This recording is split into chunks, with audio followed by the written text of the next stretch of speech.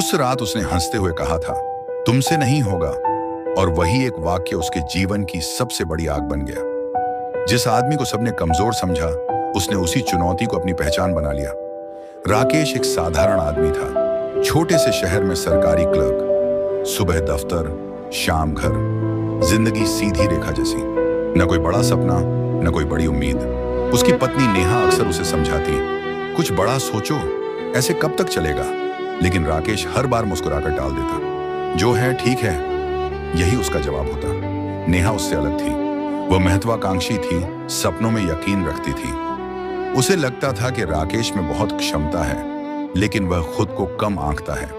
एक दिन जब खर्चे बढ़ गए और पैसों की तंगी होने लगी, नेहा का सब्र टूट गया।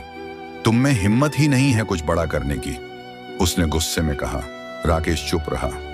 अगर हिम्मत है तो कुछ ऐसा कर दिखाओ कि मुझे तुम पर गर्व हो, वरना ऐसे ही जिंदगी काटते रहो। उस रात घर में सन्नाटा था, लेकिन राकेश के अंदर तूफान उठ चुका था। पहली बार उसे अपने आप पर गुस्सा आया। क्या सच में वह इतना कमजोर है? क्या वह सिर्फ एक मामूली क्लर्क बनकर रह जाएगा? अगले दिन उसने दफ्तर से छुट्टी ली और सीधे शहर के सबसे बड़े कोचिंग सेंटर के सामने खड़ा हो गया। दरवाजे पर लिखा था, सिविल सेवा परीक्षा की तैयारी। उसने अंदर कदम रखा। यहीं से उसकी जिंदगी बदलने वाली थी। शुरुआत आसान नहीं थी। उम्र 32 साल, जिम्मेदारियां सिर पर और पढ़ाई से सालों का ब्रेक। लोग हंसते थे, अब क्या कलेक्टर बनेगा? रिश्तेदार ताने देते, बीवी के कहने पर पागल हो गया है। लेकिन इस बार राकेश नहीं रुका। हर सुबह 4 बजे उठता, दिन में दफ्तर, रात में किताबें। नींद कम होती गई, थकान बढ़ती गई, लेकिन इरादा और मजबूत होता गया। नेहा भी बदलने लगी थी।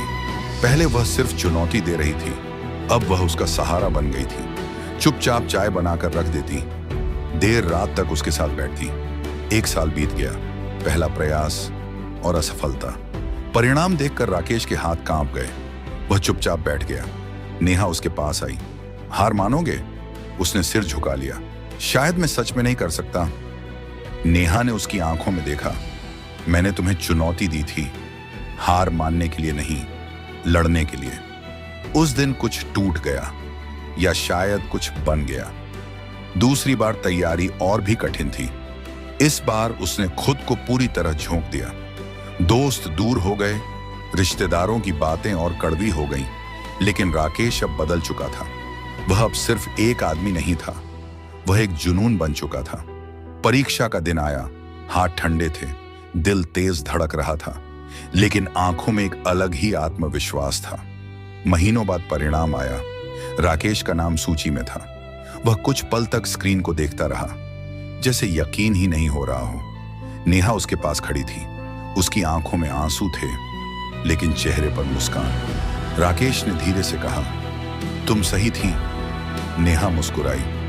नहीं, तुमने खुद को साबित किया है। लेकिन कहानी यहीं खत्म नहीं होती। ट्रेनिंग के बाद जब वह पहली बार अपने शहर में अधिकारी बनकर लौटा, तो वही लोग जो कभी उसका मजाक उड़ाते थे, आज उसके सामने सिर झुका रहे थे। राकेश ने सबको देखा, लेकिन उसकी नजर सिर्फ नेहा पर थी।